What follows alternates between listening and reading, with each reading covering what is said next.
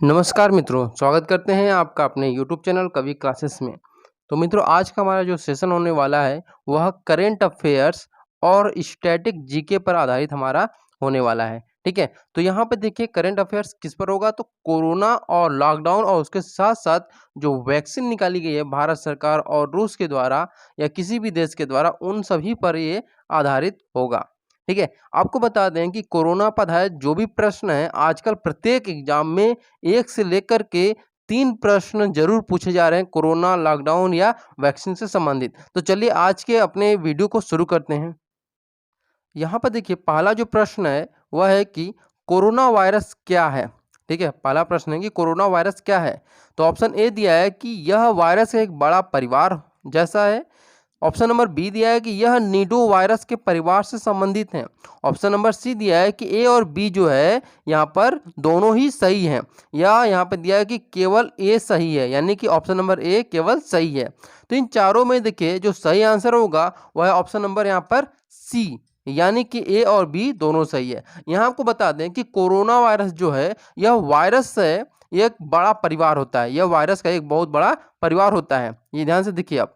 ठीक है, और यहीं पे आपको हम बता दें कि जो कोरोना वायरस की अगर आप बात कर ही रहे हैं तो एक चीज़ और आपको बता देते हैं कि यह जो परिवार है यह निडोरा वायरस के परिवार से भी संबंधित है, यानी कि यह वायरस एक बड़ा परिवार है और उसके साथ साथ यह निडो वायरस के परिवार से संबंधित है। अगर प्रश्न ये भी पूछ लेता है कि कोरोना वायरस किस परिवार से संबंधित है, तो आप क्या बता सकते हैं कि निडो वायरस से संबंधित है। प्रश्न नंबर 2 दिया हुआ है कि 11 फरवरी 2020 को विश्व स्वास्थ्य संगठन यानी कि WHO ने, वर्ल्ड हेल्थ ऑर्गेनाइजेशन ने इस बीमारी के लिए एक आधिकारिक नाम की घोषणा की, जो कि 2019 नोवेल कोरोना वायरस के प्रकोप का कारण बनी है। ठीक है, बन रही है, और इस बीमारी का क्या नया नाम दिया गया है ये आपको बताना है। तो 4 ऑप्शन दिए गए हैं।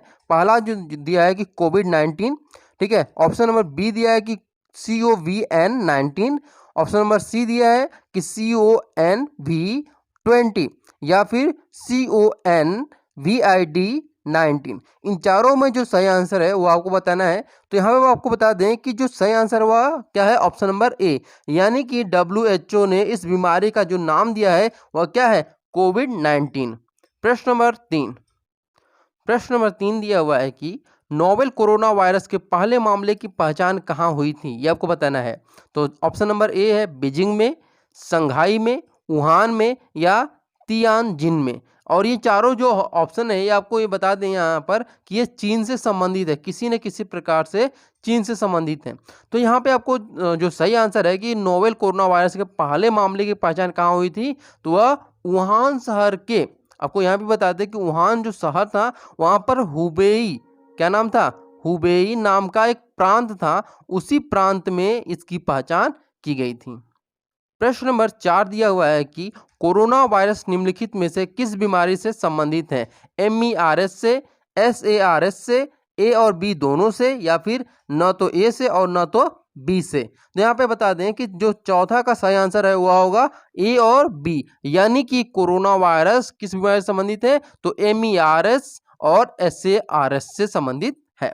यहीं अब अगर हम बात करते हैं कि जो MERS का फुल फॉर्म है वह होता है कि मिडिल ईस्ट रेस्पिरेटरी सिंड्रोम।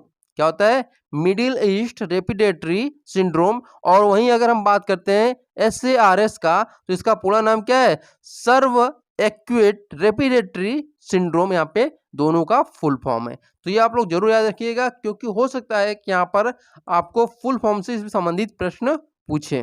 प्रश्न नंबर 5 दिया हुआ है कि कोरोना वायरस का नाम कहाँ से पड़ा है, ये आपको बताना है। तो option number A, crown like projection जैसे अनुमानों के कारण, या फिर लिफ लाइक प्रोजेक्शन जैसे अनुमानों के कारण, या फिर ईंटों को की उनकी सतह संरचना के कारण, या फिर उपरोक्त में से कोई नहीं, यानी न तो ए है, न तो बी है, न तो सी है। तो यहाँ पे आपको बता दें कि ऑप्शन नंबर जो सही होगा यहाँ पे ऑप्शन नंबर ए, यानी कि क्राउन लाइक प्रोजेक्शन जैसे अनुमानों के कारण कोरोना वायरस का नाम यहाँ पर पड़ा है।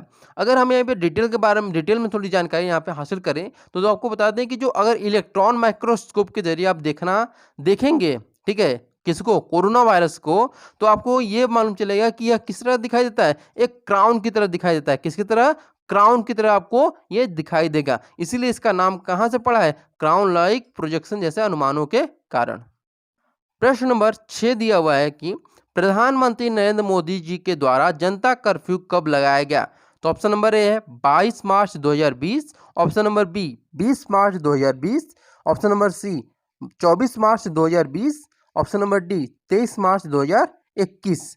तो यहाँ पे जो उचित और सही आंसर होगा वह कौन सा होगा, ऑप्शन नंबर ए यहाँ पर सही होगा। ठीक है, अगर हम यहीं पे बात करें तो देखिए 19 मार्च को क्या किए थे, मोदी जी ने पूरे राष्ट्र को संबोधित किया था उसी दिन। किस दिन, 19 मार्च को। और 19 मार्च को ही मोदी जी ने उसी रात कितनी बजे, रात 8 बजे उन्होंने यह अपील की थी सभी से कि आप लोग सभी के सभी लोग 22 मार्च 2020 को क्या करिएगा कि 24 घंटे, कितने घंटे, 24 घंटे के लिए क्या करना है आपको, जनता के द्वारा जनता कर्फ्यू लगाना है 24 घंटे के लिए। ठीक है, प्रश्न नंबर 7 दिया हुआ है कि वैज्ञानिकों ने वुहान से पहले कोरोना वायरस को क्या नाम दिया, चाइना वायरस नाम दिया, या फिर यहाँ पर ऑप्शन नंबर बी सार्स कोविड-2, या नेचुरल वायरस, या फिर नन ऑफ एबव, यानी इनमें से कोई नहीं। तो यहाँ पे देखिए जो वैज्ञानिकों ने वुहान से पहले जो कोरोना वायरस था उसको जो नाम दिया था, ऑप्शन नंबर यहाँ पर बी, यानी कि सार्स कोविड-2 यहाँ पर नाम उसे दिया गया था।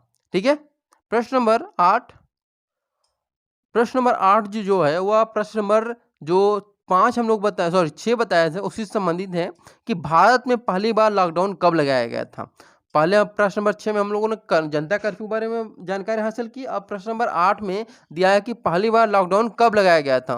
तो यहाँ पे देखिए 4 ऑप्शन दिए हैं, 20 फरवरी 2020, 24 फरवरी 2020, 20 मार्च 2020 और 24 मार्च 2020 को। तो यहाँ पे आपको बता दें, पहले इसका आंसर बताने से पहले आपको बता दें कि 24 मार्च 2020 को मोदी जी के द्वारा 21 दिनों के पूर्ण लॉकडाउन को ऐलान किया गया था। तो इसलिए जो सही आंसर होगा वह क्या होगा, ऑप्शन नंबर डी, यानी कि 24 मार्च 2020 को मोदी जी के द्वारा 21 दिनों का लॉकडाउन लगाया गया था पूरे देश में। ठीक है, सिर्फ इमरजेंसी सेवाओं के अलावा। प्रश्न नंबर 9 दिया है कि भारत में प्रथम लॉकडाउन की अवधि कितने दिनों की थी। तो ऑप्शन नंबर ए है 20 दिनों की, 21 दिनों की, 22 दिनों की या 23 दिनों की।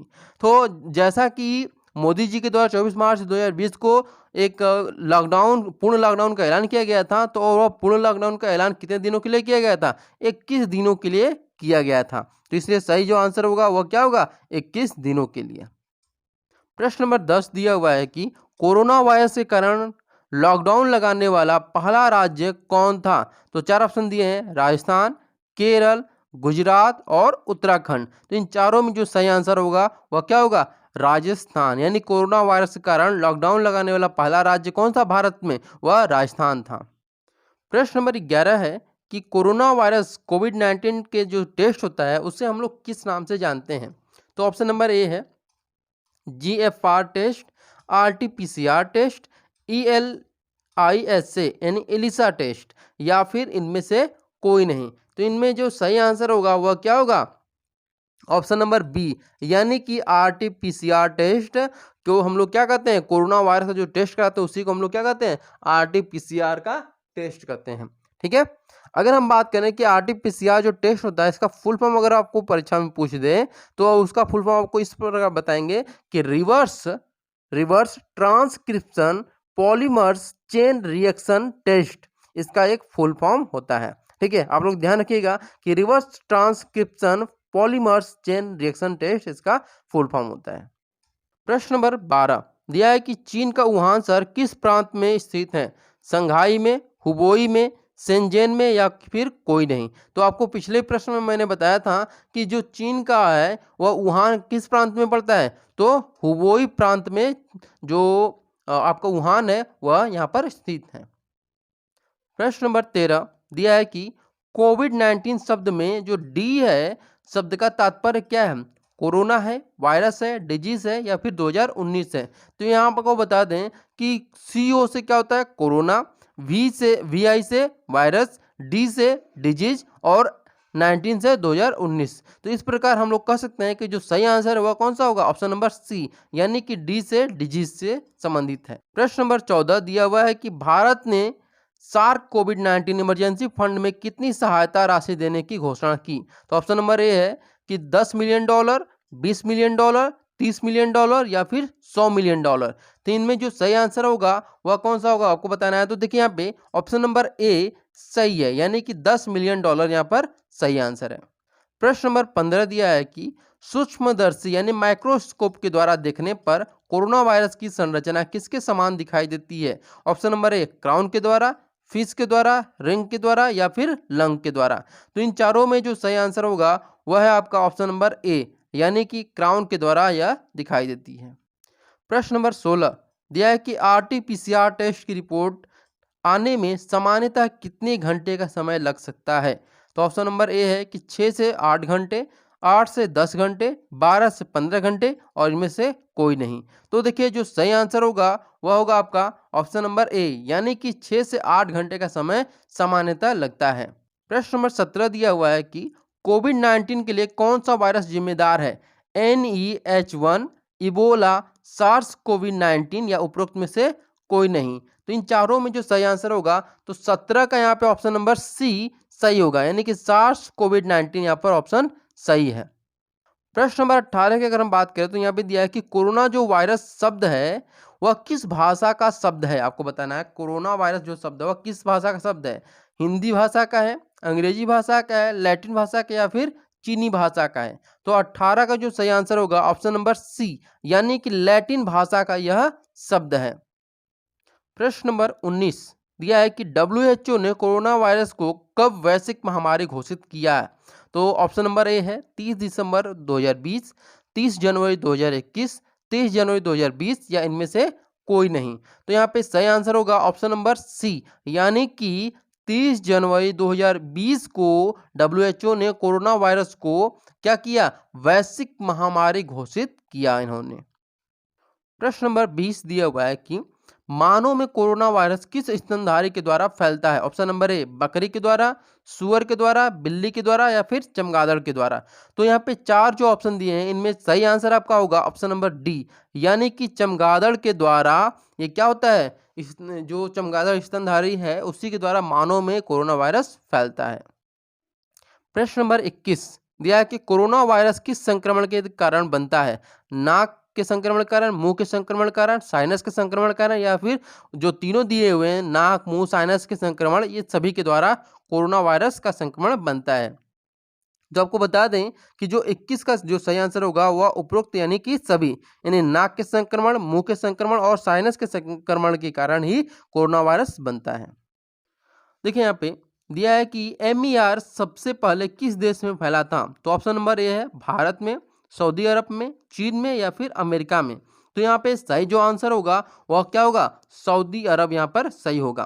क्यों, क्योंकि अगर हम MERS का नाम यहाँ पर फुल फॉर्म अगर देखते हैं तो मिडिल ईस्ट रिस्पिरेटरी सिंड्रोम, यानी कि मिडिल ईस्ट का एक देश जो है वहीं पर यह मिला था। तो मिडिल ईस्ट का जो देश है वह क्या है, सऊदी अरब है। तो प्रश्न नंबर 23 पे चलते हैं। प्रश्न नंबर 23 है कि कोविड वैक्सीन को कितने डिग्री सेल्सियस के तापमान पर संग्रह किया जा सकता है। तो +2 से +8 तक, +1 से +6 तक, -2 से -8 तक, -1 से -6 तक। तो यहाँ पे सही आंसर होगा ऑप्शन नंबर ए, यानी कि +2 से +8 डिग्री सेल्सियस के तापमान पर किसको, कोविड वैक्सीन जो होती है उसको हम लोग संग्रह करके रख सकते हैं। प्रश्न नंबर 24 दिया है कि कोविशील्ड किसके द्वारा बनाया गया है। सीरम इंस्टीट्यूट ऑफ इंडिया के द्वारा, ऑक्सफोर्ड एस्ट्राजेनेका के द्वारा या फिर ए और बी, यानी कि serum institute of India, Oxford AstraZeneca दोनों के द्वारा या उपरोक्त में से कोई नहीं। तो इन चारों में जो सही आंसर है ऑप्शन नंबर सी, यानी कि सीरम इंस्टीट्यूट ऑफ इंडिया और ऑक्सफोर्ड एस्ट्राजेनेका के द्वारा कोविशील्ड बनाया गया है। कोविशील्ड जो वैक्सीन है उसे बनाया गया है। प्रश्न नंबर 25 दिया है कि किस देश ने सबसे पहले कोरोना वैक्सीन लॉन्च की। तो ऑप्शन नंबर ए दिया है कि अमेरिका ने, रूस ने, भारत ने और चीन ने। तो यहाँ पे जो सही आंसर है वह है कि ऑप्शन नंबर बी, यानी कि रूस ने सबसे पहले कोरोना वैक्सीन लॉन्च की। और रूस के जो राष्ट्रपति थे उस समय के, व्लादिमीर पुतिन उनकी बेटी ने सबसे पहले उस वैक्सीन को लगवाया था।